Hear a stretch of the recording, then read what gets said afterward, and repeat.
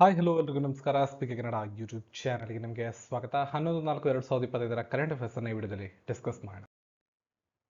So ಈ ವರ್ಷದ ಪ್ರಚಲಿತ ವಿದ್ಯಮಾನಗಳ ಅಪ್ಡೇಟ್ ನೋಟ್ಸ್ ಅವೈಲೇಬಲ್ ಇದೆ. ಜನವರಿಯಿಂದ ಮಾರ್ಚ್ ತನಕ ನೋಟ್ಸ್ ಬೇಕು ಅಂದರೆ ₹75 ಪೇ ಮಾಡಿ PDF ನೋಟ್ಸನ್ನು ಪಡ್ಕೋಬಹುದು.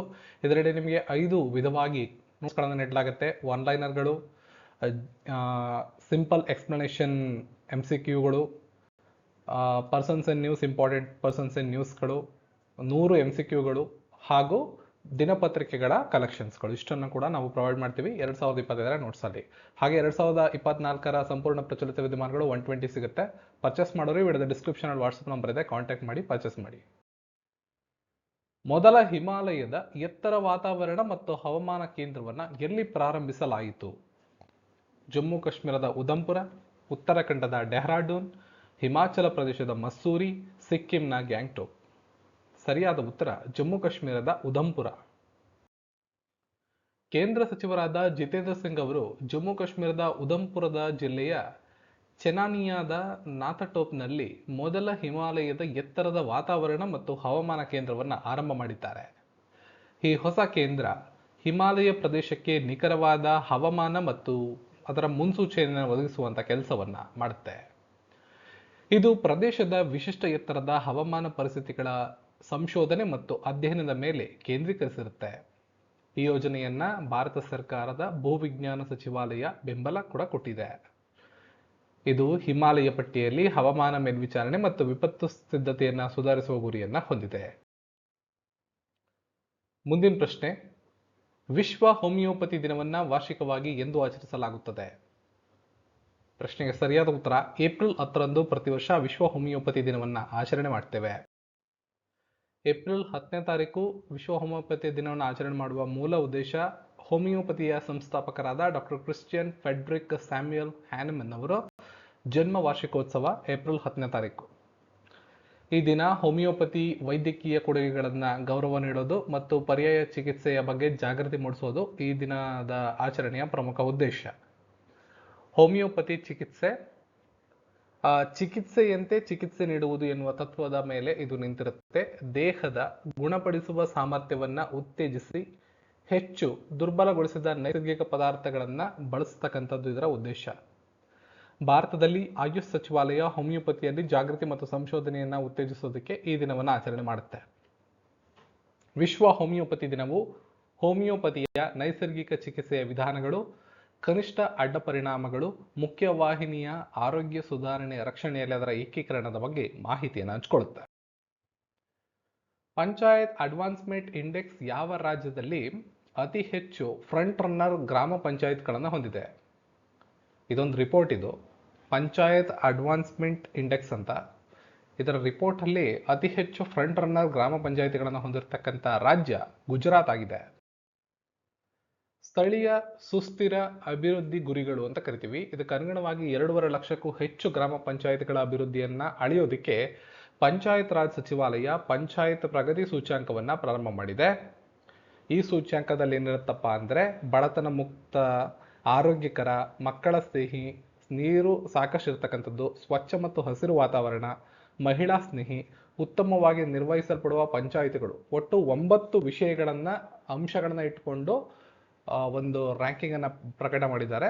ಅದರಲ್ಲಿ ಗುಜರಾತ್ನಲ್ಲಿ 346 ಗ್ರಾಮ ಪಂಚಾಯಿತಿಗಳ ಅಂಕಿಗಳು ಪಡೆದುಕೊಳ್ಳುವ ಮೂಲಕ ಗುಜರಾತ್ ರಾಜ್ಯ ಮೊದಲನೇ ಸ್ಥಾನದಲ್ಲಿದ್ದರೆ, 270 ಗ್ರಾಮ ಪಂಚಾಯಿತಿಗಳನ್ನು ಪಡೆದುವ ಮೂಲಕ ತೆಲಂಗಾಣ 2ನೇ ಸ್ಥಾನದಲ್ಲಿದೆ. ಪಂಚಾಯತ್ ಪ್ರಗತಿ ಸೂಚ್ಯಾಂಕ 2022-23ರಲ್ಲಿ 699 ಜಿಲ್ಲಾ ಪಂಚಾಯತ್ಗಳು ಮುಂಚೂಣಿಯಲ್ಲಿ ಕಂಡುಬಂದಿದ್ದಾರೆ. ನಾವು ಸ್ಟಾಟ್ಸ್ ಅಲ್ಲಿ ನೋಡ್ಬೋದು. ಪಂಚಾಯತ್ ಪ್ರಗತಿ ಸೂಚ್ಯಾಂಕ ಅಂಕಿಅಂಶ ಮತ್ತು ಕಾರ್ಯಕ್ರಮ ಅನುಷ್ಠಾನ ಸಚಿವಾಲಯ ರಾಷ್ಟ್ರೀಯ ಸೂಚಕ ಚೌಕಟ್ಟಿನೊಂದಿಗೆ ಜೋಡಿಸಲಾದ 435 ಸೂಚಕಗಳನ್ನು ಬಳಸುತ್ತೆ. ಮುಂದಿನ ಪ್ರಶ್ನೆ ಈ ತರ ಇದೆ, ಭಾರತದ ರಿಜಿಸ್ಟ್ರಾರ್ ಜನರಲ್ ಯಾವ ಸಚಿವಾಲಯದ ಅಡಿಯಲ್ಲಿ ಕೆಲಸ ಮಾಡುತ್ತೆ? ಸರಿಯಾದ ಉತ್ತರ ಗೃಹ ವ್ಯವಹಾರಗಳ ಸಚಿವಾಲಯ. ಭಾರತದ ರಿಜಿಸ್ಟ್ರಾರ್ ಜನರಲ್ ಸರ್ಕಾರಿ ಮತ್ತು ಖಾಸಗಿ ಆಸ್ಪತ್ರೆಗಳು ಜನನ ಮತ್ತು ಮರಣಗಳನ್ನು ಸಮಯಕ್ಕೆ ಸರಿಯಾಗಿ ವರದಿ ಮಾಡೋದಕ್ಕಾಗಿ ಎಚ್ಚರಿಕೆಯನ್ನು ಕೊಟ್ಟಿದೆ ಮತ್ತು ಕಾನೂನುಬದ್ಧವಾಗಿ ಇದಕ್ಕೊಂದು ಕ್ರಮವನ್ನು ಕೈಗೊಳ್ಳುವ ಅಗತ್ಯ ಇದೆ ಅನ್ನೋದು ಕೂಡ ಮನಗಂಡಿದೆ. ಭಾರತದ ರಿಜಿಸ್ಟ್ರಾರ್ ಜನರಲ್ ಗೃಹ ವ್ಯವಹಾರಗಳ ಸಚಿವಾಲಯದ ಅಡಿಯಲ್ಲಿ ಶಾಶ್ವತವಾಗಿ ಸ್ಥಾಪನೆಯಾಗಿರ್ತಕ್ಕಂಥ ಸಂಸ್ಥೆಯಾಗಿದ್ದು 1949ರಲ್ಲಿ ಇದನ್ನ ಸ್ಥಾಪನೆ ಮಾಡಲಾಗಿದೆ. ಇದರ ನೇತೃತ್ವವನ್ನ ರಿಜಿಸ್ಟ್ರಾರ್ ಜನರಲ್ ಮತ್ತು ಎಕ್ಸ್ ಅಫಿಸಿಯೋ ಜನಗಣತಿ ಆಯುಕ್ತರು ವಹಿಸ್ತಾರೆ. ನಿಖರವಾದ ನಾಗರಿಕ ನೋಂದಣಿಯನ್ನ ಖಚಿತಪಡಿಸೋದು ಇದರ ಪ್ರಮುಖವಾದ ಕೆಲಸ. ಜನನ ಮತ್ತು ಮರಣಗಳ ನೋಂದಣಿ ಕಾಯ್ದೆ 1969ರಂದು ಇದನ್ನು ಸೇರ್ಪಡೆ ಕೂಡ ಮಾಡಲಾಗಿದೆ. ಇದು ಭಾರತದ ಜನಗಣತಿಯನ್ನು ಸಹ ಮಾಡುತ್ತೆ. ಜನಸಂಖ್ಯೆಯ ಗಾತ್ರ, ಬೆಳವಣಿಗೆ ಮತ್ತು ಗುಣಲಕ್ಷಣಗಳ ಡೇಟಾವನ್ನ ಸಂಗ್ರಹ ಮಾಡುತ್ತೆ. ಎಲೆಕ್ಟ್ರಾನಿಕ್ ಘಟಕಗಳ ಉತ್ಪಾದನೆಯನ್ನ ಉತ್ತೇಜಿಸಲು MEITY ಇತ್ತೀಚೆಗೆ ಪ್ರಾರಂಭಿಸಿದ ಯೋಜನೆಯ ಹೆಸರೇನು? ಇದಕ್ಕೆ ಸರಿಯಾದಂತ ಉತ್ತರ ಎಲೆಕ್ಟ್ರಾನಿಕ್ಸ್ ಘಟಕಗಳ ಉತ್ಪಾದನಾ ಯೋಜನೆ. ಎಲೆಕ್ಟ್ರಾನಿಕ್ಸ್ ಉತ್ಪಾದನೆಯಲ್ಲಿ ಭಾರತದ ಜಾಗತಿಕ ಸ್ಥಾನವನ್ನು ಹೆಚ್ಚಿಸಲು ಎಲೆಕ್ಟ್ರಾನಿಕ್ಸ್ ಮತ್ತು ಮಾಹಿತಿ ತಂತ್ರಜ್ಞಾನ ಸಚಿವಾಲಯ ಇತ್ತೀಚೆಗೆ ಎಲೆಕ್ಟ್ರಾನಿಕ್ಸ್ ಘಟಕ ಉತ್ಪಾದನಾ ಯೋಜನೆಯನ್ನು ಪ್ರಾರಂಭಿಸಿದೆ. ಈ ಯೋಜನೆಯು ವ್ಯಾಪಕ ಆರ್ಥಿಕ ಪರಿಣಾಮಕ್ಕಾಗಿ ಗ್ರಾಹಕರ ಎಲೆಕ್ಟ್ರಾನಿಕ್ಸ್, ವೈದ್ಯಕೀಯ ಸಾಧನಗಳು, ಆಟೋಮೊಬೈಲ್ಸ್, ವಿದ್ಯುತ್ ಎಲೆಕ್ಟ್ರಿಕ್ ಮತ್ತು ಗ್ರಿಡ್ಗಳನ್ನು ಒಳಗೊಂಡಿರುತ್ತೆ. ನೆಕ್ಸ್ಟ್, ಪೋಷಣ್ ಪಕ್ವಾಡಾ ಎನ್ನುವ ಉಪಕ್ರಮವನ್ನು ಕಾರ್ಯಗತಗೊಳಿಸುವಂತಹ ನೋಡಲ್ ಸಚಿವಾಲಯ ಯಾವುದು? ಸರಿಯಾದ ಉತ್ತರ ಮಹಿಳಾ ಮತ್ತು ಮಕ್ಕಳ ಅಭಿವೃದ್ಧಿ ಸಚಿವಾಲಯ. ಮಹಿಳಾ ಮತ್ತು ಮಕ್ಕಳ ಅಭಿವೃದ್ಧಿ ಸಚಿವಾಲಯ ಏಪ್ರಿಲ್ 8ರಿಂದ 22 ತನಕ 7ನೇ ಆವೃತ್ತಿಯ ಈ ಕಾರ್ಯಕ್ರಮವನ್ನು ಪ್ರಾರಂಭ ಮಾಡಿದೆ. ಸಾರ್ವಜನಿಕ ಭಾಗವಹಿಸುವಿಕೆ, ಒಳಗೊಳ್ಳುವಿಕೆಯ ಮೂಲಕ ಪೌಷ್ಟಿಕಾಂಶದ ಬಗ್ಗೆ ಜಾಗೃತಿ ಮೂಡಿಸುವುದು ಮತ್ತು ಆರೋಗ್ಯಕರ ಆಹಾರ ಪದ್ಧತಿಯನ್ನು ಉತ್ತೇಜಿಸುವುದು ಇದರ ಗುರಿಯಾಗಿದೆ. ಜೀವನದ ಮೊದಲ 100 ದಿನಗಳ ಮೇಲೆ ಇದು ಕೇಂದ್ರೀಕರಿಸಿರುತ್ತೆ. ಪೋಷಣ್ ಟ್ರ್ಯಾಕರ್ನ ಫಲಾನುಭವಿ ನಾಗರಿಕ ಮಾಡ್ಯೂಲನ್ನು ಉತ್ತೇಜಿಸುವುದು, ತೀವ್ರ ಅಪೌಷ್ಟಿಕತೆಯ ಸಮುದಾಯ ಆಧಾರಿತ ನಿರ್ವಹಣೆ ಮೂಲಕ ಅಪೌಷ್ಟಿಕತೆಯನ್ನು ನಿರ್ವಹಿಸುವುದು, ಮಕ್ಕಳಲ್ಲಿ ಬೊಜ್ಜುತನವನ್ನು ಪರಿಹರಿಸುವ ವಿಷಯಗಳನ್ನು ಕೂಡ ಈ ಒಂದು ಕಾರ್ಯಕ್ರಮದಲ್ಲಿ ಸೇರ್ಪಡೆ ಮಾಡಲಾಗಿದೆ. ಏಪ್ರಿಲ್ 2025ರಲ್ಲಿ 2000 ವರ್ಷಗಳಷ್ಟು ಹಳೆಯದಾದ ಮೆಗಾಲಿಥಿಕ್ ಅವಶೇಷಗಳ ಆವಿಷ್ಕಾರವನ್ನು ಯಾವ ರಾಜ್ಯ ವರದಿ ಮಾಡಿದೆ? ಇದಕ್ಕೆ ಸರಿಯಾದ ಉತ್ತರ ಕೇರಳ. ಕೇರಳದ ಬಂದುಡುಕ್ಕಾದ ಮಣಿಮೂಲ ಎನ್ನುವ ಗ್ರಾಮದಲ್ಲಿ 2000 ವರ್ಷಗಳಷ್ಟು ಹಳೆಯದಾದ ಪ್ರಾಚೀನ ಅವಶೇಷ ದೊರೆತಿದೆ. ಮೆಗಾಲಿತ್ ಎನ್ನುವುದು ಇತಿಹಾಸ ಪೂರ್ವ ಸ್ಮಾರಕಗಳನ್ನು ನಿರ್ಮಿಸಲು ಬಳಸಲಾಗುವ ದೊಡ್ಡ ಕಲ್ಲಾಗಿದೆ. ಈ ರಚನೆಗಳನ್ನು ಸಮಾಧಿ ಉದ್ದೇಶಕ್ಕಾಗಿ ಮಾಡಲಾಗಿದ್ದು, ಸಮಾಧಿ ಅಂತ ಕೂಡ ಇದನ್ನು ಕರೀತಾರೆ, ನಾನ್ ಸೆಪ್ಟಕಲ್ ಅಂತ ಕೂಡ ಇದನ್ನು ಕರೀತಾರೆ. ಭಾರತದಲ್ಲಿ ಹೆಚ್ಚಿನ ಮೆಗಾಲಿತ್ ಕಬ್ಬಿಣ ಯುಗಕ್ಕೆ ಸೇರಿದವು. ಕ್ರಿಸ್ತಪೂರ್ವ 1500ರಿಂದ ಕ್ರಿಸ್ತಪೂರ್ವ 500 ತನಕ ಇದು ಕಂಡುಬರ್ತವೆ.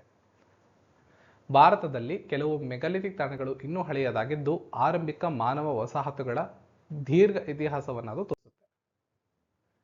ನೋಡಿ, ಒಂದು ರಿಪೋರ್ಟ್ ಇದೆ ಇಂಪಾರ್ಟೆಂಟ್ ಆಗಿರೋದು. 2020ರಿಂದ 23 ಅವಧಿಯಲ್ಲಿ ಸಂಬಂಧಪಟ್ಟಂಗೆ ವಿಶ್ವಸಂಸ್ಥೆ ಬಿಡುಗಡೆ ಮಾಡಿರೋ ವರದಿ, ತಾಯಂದಿರ ಮರಣ ಪ್ರಮಾಣದ ಕುಸಿತ. ಕಳೆದ 2 ದಶಕಗಳಲ್ಲಿ ತಾಯಂದಿರ ಮರಣ ಪ್ರಮಾಣವನ್ನು ಕಡಿಮೆ ಮಾಡುವಲ್ಲಿ ಭಾರತ ಗಮನಾರ್ಹ ಸಾಧನೆಯನ್ನ ಮಾಡಿದೆ ಅಂತ ವಿಶ್ವಸಂಸ್ಥೆ ಮೆಚ್ಚುಗೆಯನ್ನು ವ್ಯಕ್ತಪಡಿಸಿದೆ ಭಾರತಕ್ಕೆ. 1 ಲಕ್ಷ ಪ್ರಕರಣಗಳಲ್ಲಿ ಸುಮಾರು 80 ತಾಯಂದಿರು ಮೃತಪಡ್ತಾ ಇದ್ದಾರೆ. 1 ಲಕ್ಷ ಪ್ರಕರಣಗಳಲ್ಲಿ 80 ತಾಯಂದಿರು ಮೃತಪಡ್ತಾ ಇದ್ದಾರೆ. ಈ ಹಿಂದೆ ಈ ಮರಣ ಪ್ರಮಾಣ 103 ಇತ್ತು, 1 ಲಕ್ಷಕ್ಕೆ 103 ಇತ್ತು. ಇದನ್ನ ಕಡಿಮೆ ಮಾಡಿದ್ದಾರೆ. ವಿಶ್ವಸಂಸ್ಥೆಯ ಅಡಿಯಲ್ಲಿ ಕಾರ್ಯನಿರ್ವಹಿಸುವಂತಹ maternity mortality estimation inter agency group MMEIG ಅವರು ಬಿಡುಗಡೆ ಮಾಡಿರುವ ಈ ವರದಿ ಅಂಕಿಅಂಶಗಳು ಬಂದ್ಬಿಟ್ಟು 2020ರಿಂದ 2023 ತನಕ ಈ ಒಂದು ಅಂಕಿಅಂಶಗಳನ್ನು ಆಧರಿಸಿ ಈ ವರದಿಯನ್ನು ಪ್ರಕಟ ಮಾಡಲಾಗಿದೆ. 1990ಕ್ಕೆ ಹೋಲಿಸಿದ್ರೆ ಭಾರತದಲ್ಲಿ ತಾಯಂದಿರ ಪ್ರಮಾಣ 86% ಕುಸಿತಗೊಂಡಿದೆ. ಇದೇ ಅವಧಿಯಲ್ಲಿ ಜಾಗತಿಕವಾಗಿ 48% ಇಳಿಕೆ ಕಂಡಿದೆ ಅಂತ ಮಾಹಿತಿಯನ್ನ ಹಂಚಿಕೊಂಡಿರ್ತಾರೆ. ಈ ದಿನದ ಉದ್ಯೋಗ ಸುದ್ದಿ. ಈ ವಿಡಿಯೋದ ಡಿಸ್ಕ್ರಿಪ್ಷನ್ ಅಲ್ಲಿ ನಿಮಗೆ ಟೆಲಿಗ್ರಾಮ್ ಲಿಂಕ್ ಇರುತ್ತೆ, ಅಲ್ಲಿ ಈ ಒಂದು ಆರ್ಟಿಕಲ್ ಕೂಡ ಇರುತ್ತೆ. ತಪ್ಪದೆ ಹೋಗಿ ನೀವು ಆಸಕ್ತರು ಅರ್ಹತೆ ಮತ್ತು ಆಸಕ್ತಿ ಇದ್ರೆ ಅರ್ಜಿಗಳನ್ನು ಹಾಕ್ಬೋದು. ಕೇಂದ್ರ ಸರ್ಕಾರದ ಅಧೀನದಲ್ಲಿ ಕಾರ್ಯನಿರ್ವಹಿಸುವ ಮುಂಬೈನಲ್ಲಿರುವ ರಾಷ್ಟ್ರೀಯ ಅಣುಶಕ್ತಿ ಸ್ಥಾವರ ಖಾಲಿಯಿರತಕ್ಕಂಥ ಎಕ್ಸಿಕ್ಯೂಟಿವ್ ಟ್ರೈನಿ ಹುದ್ದೆಗಳಿಗೆ ಅರ್ಜಿಗಳನ್ನು ಕರೆದಿರ್ತಾರೆ. ಇಂಜಿನಿಯರಿಂಗ್ ಪದವಿ ಪಡೆದಂಥ ಅಭ್ಯರ್ಥಿಗಳು ಅರ್ಜಿ ಹಾಕ್ಬೋದು. ಏಪ್ರಿಲ್ 30 ಕೊನೆ ದಿನ. Mechanical 150, chemical 60, electrical 80, electronics 45, instrumentation 20, civil 45, ಒಟ್ಟು 400 ಹುದ್ದೆಗಳು ಖಾಲಿ ಇರ್ತವೆ. UGCಯಿಂದ ಮಾನ್ಯತೆ ಪಡೆದಿರುವಂತಹ BE, BTech, MTech ಪದವಿಗಳಲ್ಲಿ ಹುದ್ದೆಗನುಗುಣವಾಗಿ ಮೆಕ್ಯಾನಿಕ್ ಆದರೆ ಮೆಕ್ಯಾನಿಕಲ್ಲು, ಸಿವಿಲ್ಲು, ಎಲೆಕ್ಟ್ರಿಕಲ್ಲು ಕನಿಷ್ಠ 60% ಅಂಕಗಳ ಜೊತೆ ತೇರ್ಗಡೆ ಆಗಿರಬೇಕಾಗತ್ತೆ. ಅರ್ಜಿ ಸಲ್ಲಿಸೋದಕ್ಕೆ ಏಪ್ರಿಲ್ 30 ಕೊನೆ ದಿನಾಂಕ. www.npcilcareers.co.in ಅನ್ನೋ ವೆಬ್ಸೈಟ್ಗೆ ಹೋಗಿ ಅರ್ಜಿ ಹಾಕಬೇಕು ನೀವು. ಆಯ್ಕೆ ಪ್ರಕ್ರಿಯೆ 23, 24, 25ರಲ್ಲಿ ಗ್ರಾಜ್ಯುಯೇಟ್ ಆಪ್ಟಿಟ್ಯೂಡ್ ಟೆಸ್ಟ್ ಇನ್ ಇಂಜಿನಿಯರಿಂಗ್ನಲ್ಲಿ ಪಡೆದ ಅಂಕಗಳ ಆಧಾರದ ಮೇಲೆ ಅಭ್ಯರ್ಥಿಗಳನ್ನು ಸಂದರ್ಶನಕ್ಕೆ ಕರೆಯಲಾಗುತ್ತೆ. ಸಂದರ್ಶನ ಹಿಂದಿ ಮತ್ತು ಇಂಗ್ಲಿಷ್ ಭಾಷೆಯಲ್ಲಿದ್ದು ಅಂತಿಮವಾಗಿ ಅಭ್ಯರ್ಥಿಗಳನ್ನು ಗೇಟ್ ಹಾಗೂ ಸಂದರ್ಶನದಲ್ಲಿ ಪಡೆದ ಅಂಕಗಳನ್ನು ಆಧರಿಸಿ ಮೆರಿಟ್ ಪಟ್ಟಿಯನ್ನು ತಯಾರಿಸಿ ಅಂತಿಮ ಪಟ್ಟಿಯನ್ನು ವೈದ್ಯಕೀಯ ಪರೀಕ್ಷೆಯನ್ನು ನಡೆಸಿ ಅಂತಿಮ ಪಟ್ಟಿಯನ್ನು ಬಿಡುಗಡೆ ಮಾಡಲಾಗುತ್ತೆ. ಅರ್ಜಿ ಸಲ್ಲಿಸುವ ಅಭ್ಯರ್ಥಿಗಳು 26 ವರ್ಷದೊಳಗಿರಬೇಕು. OBC ಅಭ್ಯರ್ಥಿಗಳು 3 ವರ್ಷ ಮತ್ತು SC/ST ಅಭ್ಯರ್ಥಿಗಳಿಗೆ 5 ವರ್ಷ, ಅಂಗವಿಕಲ ಅಭ್ಯರ್ಥಿಗಳಿಗೆ 10 ವರ್ಷಗಳ ವಯೋಸಡಿಲಿಕೆ ಕೂಡ ಇರುತ್ತೆ. ಅಭ್ಯರ್ಥಿಗೆ ತರಬೇತಿ ಅವಧಿಯಲ್ಲಿ 74,000 ಮಾಸಿಕ ಸ್ಟೇಫಂಡ್ನೊಂದಿಗೆ 30,000 ರೂಪಾಯಿಗಳ ವಾರ್ಷಿಕ ಭತ್ಯೆ ಸೇರಿ ಮನೆ ಬಾಡಿಗೆಯನ್ನು ಕೂಡ ನೀಡಲಾಗುತ್ತೆ. ಯಶಸ್ವಿಯಾಗಿ ಟ್ರೈನಿಂಗ್ ಪೂರ್ಣಗೊಳಿಸಿದ ನಂತರ ಸೈಂಟಿಫಿಕ್ ಆಫೀಸರ್ ಆಗಿ ಬಡ್ತಿ ಹೊಂದಿದ ನಂತರ ಮನೆ ಬಾಡಿಗೆ ಇತರ ಎಲ್ಲ ಭತ್ಯೆಗಳು ಸೇರಿ 56,000ದಿಂದ 1,72,000 ತನಕ ವೇತನ ಕೂಡ ಸಿಗುತ್ತೆ. ಹೆಚ್ಚಿನ ಮಾಹಿತಿಗೆ ವಿಡಿಯೋದ ಡಿಸ್ಕ್ರಿಪ್ಷನ್ ಅಲ್ಲಿ ಲಿಂಕ್ ಇದೆ, ಹೋಗಿ ಅರ್ಜಿ ಹಾಕೋರು ಅರ್ಜಿ ಹಾಕ್ಬೋದು. ಸಿಗೋಣ ಮತ್ತೊಂದು ವಿಡಿಯೋ. ಧನ್ಯವಾದ.